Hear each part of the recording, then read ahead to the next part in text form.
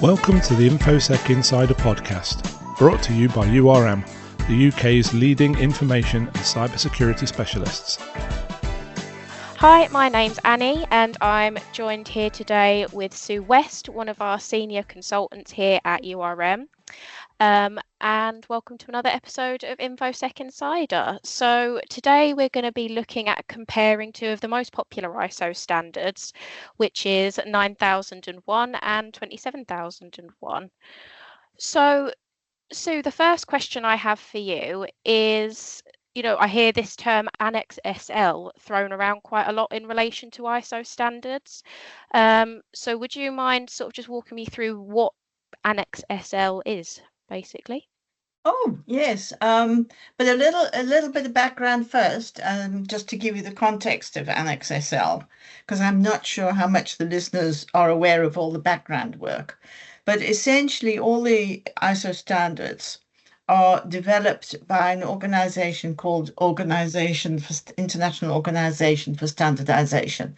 And they can do it standalone or they can do it in conjunction with other international bodies.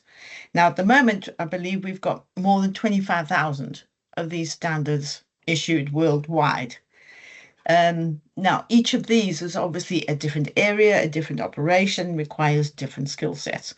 So they're put together by technical committees, and they're all managed under the Technical Management Board as part of ISO. Now, up until 2015, all these technical committees, although they operated under the authority of the Management Board and in accordance with their procedures, such as the directives Part 1, they did their standards all separately. So, for example, Technical Committee 176 is responsible for the quality management, quality assurance standards. The Joint Technical Committee, JTC 1, or SC 27 specifically, is responsible for all the information security, cybersecurity, and privacy protection standards. That meant that each one was numbered differently. It had contents different. Everything was absolutely unique to themselves.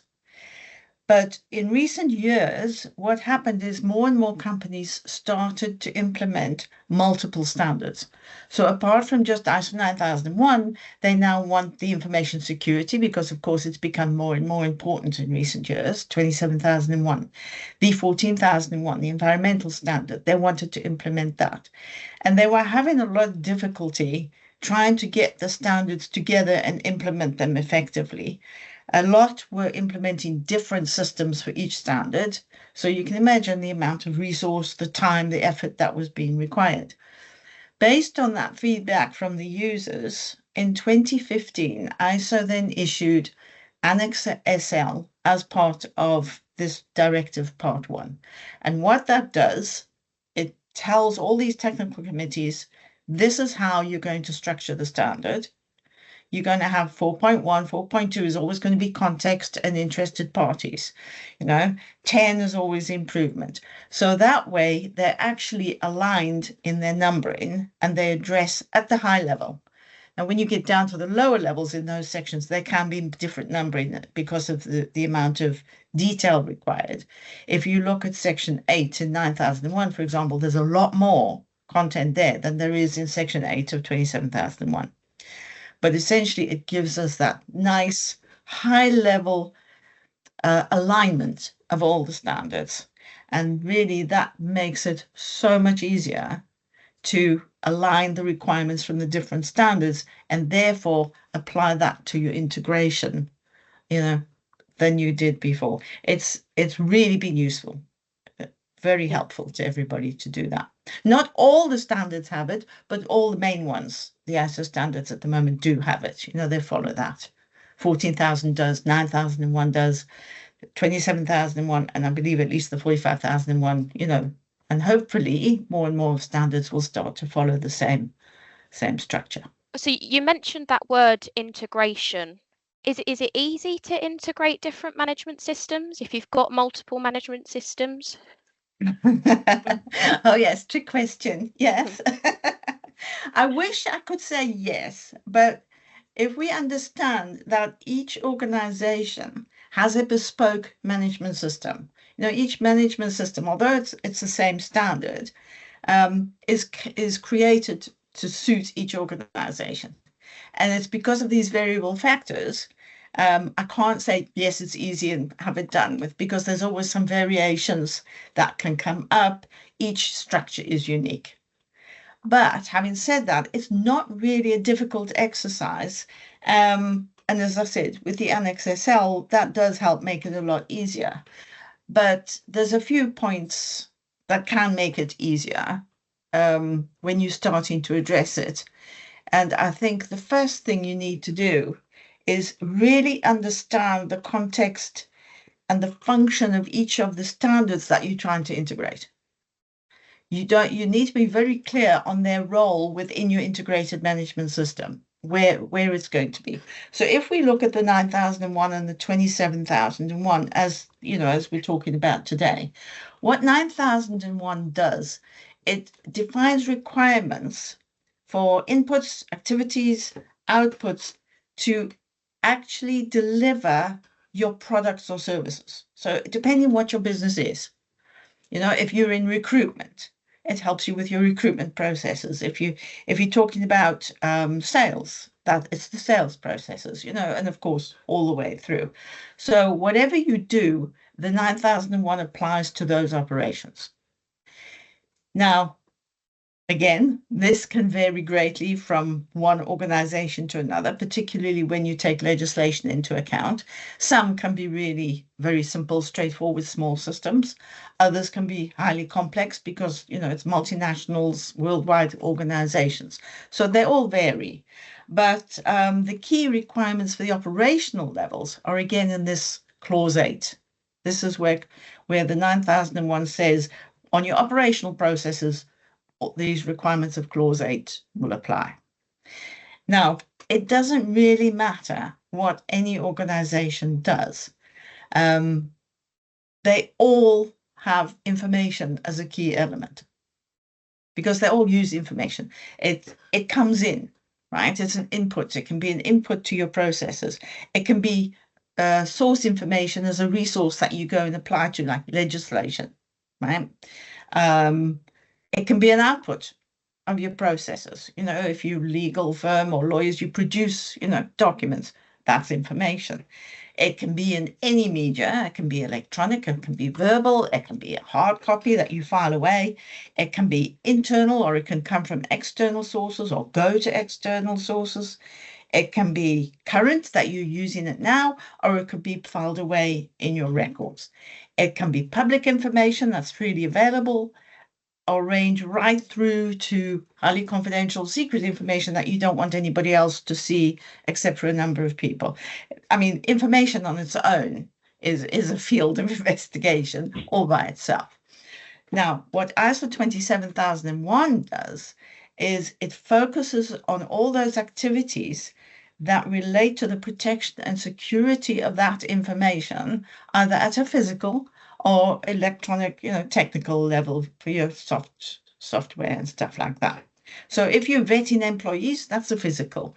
If you're talking about access control into your buildings, that's a physical. But when you're talking your software, obviously you're getting into this highly technical access controls, your firewalls, protection against phishing, all of those things.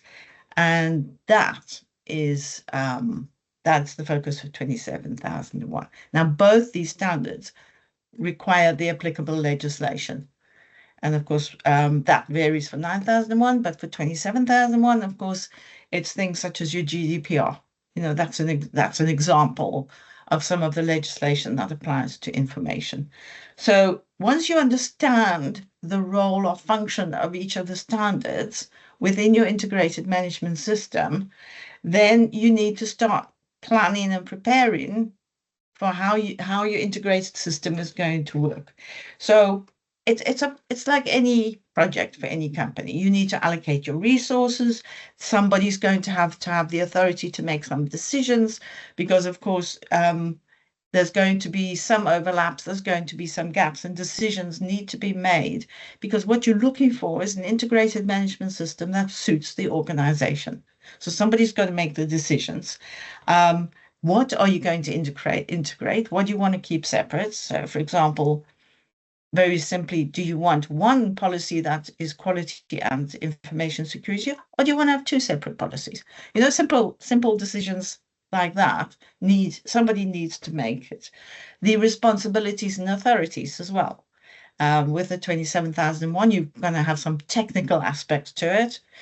And of course, with your 9001, you've got your skills and competencies to actually produce your products or services. So all that needs to be considered and put together. So a little bit of planning will go a long way to making it easier. Do you have any sort of top tips for integrating 2 management systems or more, 3 management systems, 4 management systems? Well, it doesn't really matter how many systems you're integrating. The principles are still the same. So I would say, first of all, you need to look at the different standards and then cross-reference their requirements into your business operations. Management systems really shouldn't be established along the clauses of an ISO standard. That can be very complex at the best of time. And I mean, generally speaking, a lot of companies these days don't do that, but I do know there are some that do.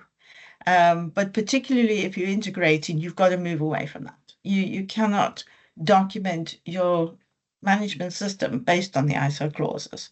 What you should be doing is looking at your business operations, how your business works, how it is structured, who does what, and then develop your system around that.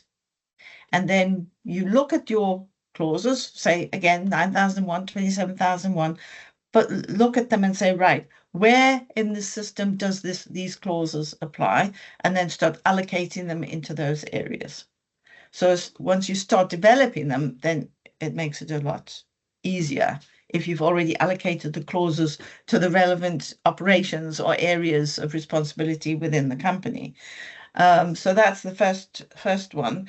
The other one is assuming that you've already determined the scope, because obviously the scope is the first thing you have to determine. But if you're looking to integrate 2, you've pretty much probably got an idea of the scope of it anyway. The next thing is go and look at your context and your interested parties. So the context says identify your internal and external issues. This 4.2 says identify your interested parties and their needs and expectations.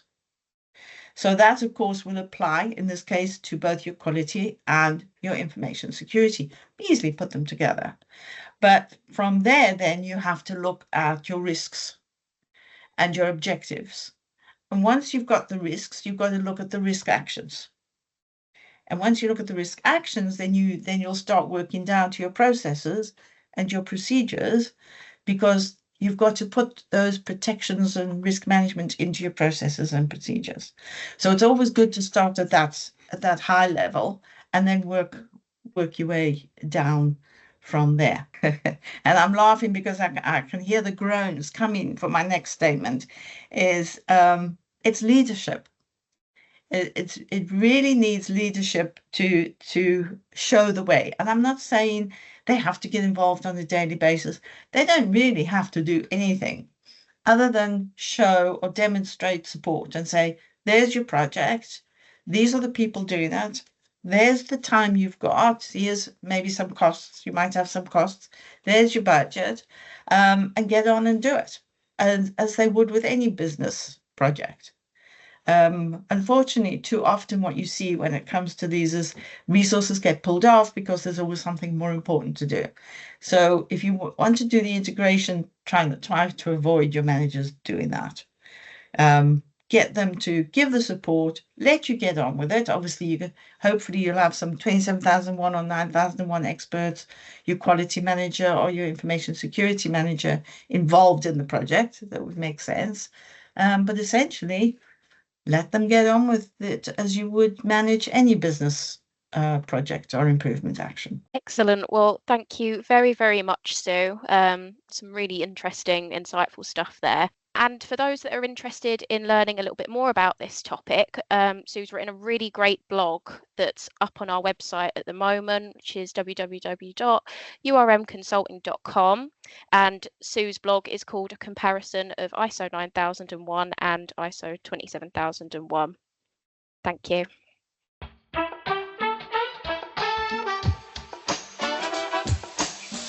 If you've enjoyed this podcast, we would really appreciate it if you could spare a moment to leave a rating or review at ratethispodcast.com/InfoSec Insider. To listen to more episodes, you can find us on Spotify, Apple Podcasts, YouTube and Podbean. Thank you for listening to URM's InfoSec Insider podcast. For more information, visit our website at urmconsulting.com.